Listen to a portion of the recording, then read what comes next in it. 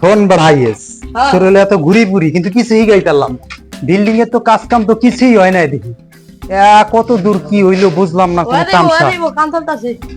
ওই এই কাম কমে কমে যারা কাম কুম করে হেরা কই ওই যে চাল্লি বাল্লি কই ওই মনে আছে আহে। কাম কাজ কতদিন ধরে কোনো এ এবারে কি কাজ করো হারাটা দিন বইয়া স্যার আইছেন, ভালো আছেন স্যার? ভালো হ্যাঁ। আছে।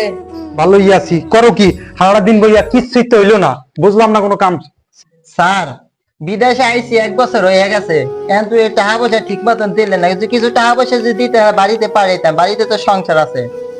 এখন কিছু টাকা পয়সা দিবেন।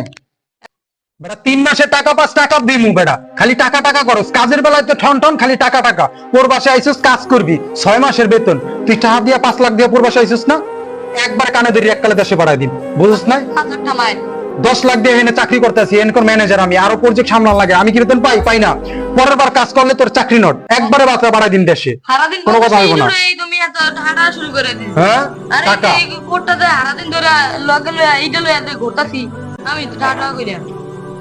পরের বার এইসব কথা বলবো না কাজের তো একবার বের করে দিন কোনো থাকবো না দেশে যা পরে মনে করো কানবা তুমি মরি টইলে কানবা স্যার স্যার দেশে থেকে আমার বাপ মা কি করছে, জায়গা জমি বেচছা মোরে বিদেশে পাঠাইছে। বাবা তুই দেশে থেকে তো বাইরে পাঠাইলাম, তুই কাম কাজ করিয়া তুই মোগো লেগে টাকা পয়সা পাঠাবি।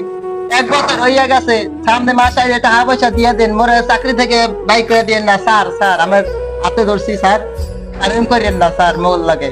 তোর সামনে মাসে এই দেশে পাঠানোর ব্যবস্থা করতেছি তোর আর বাইরে থাকা দরকার নাই চাকরি করতে আইছিস না বাপ মা টাকা খরচ করে তোর দেশে পাঠানোর ব্যবস্থা করতে যা সর সর যা স্যার যা স্যার স্যার শোনেন, স্যার কি হয়েছে কষ্ট আমার আমার দেশে পাঠায় না স্যার।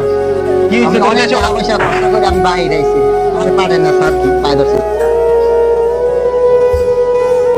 ঠিক আছে আয় যা কাম কর মনোযোগ দিয়ে কাম কর দেখতেছি তোর ভাই বিষয়টা দেখতেছি যা কাম কর ওটা না দিলো আমি দিন ভাই যেরকম করে দাও। আয় চেষ্টা নাই আয় ধরে এই ভিডিওটি প্রবাসের ভাইদের জন্য। তারা অনেক টাকা খরচ করে যখন বাহিরে যায়, যখন কাজ করে মাসের পর মাস তাদের বেতন আটকে রাখে। সবাই তাদের জন্য দোয়া করবে, তারা যেন সুখে শান্তিতে ডিউটি করতে পারে। এই ভিডিওটি ভালো লাগলে ফলো দিয়ে আমাদের পাশে থাকুন। ধন্যবাদ।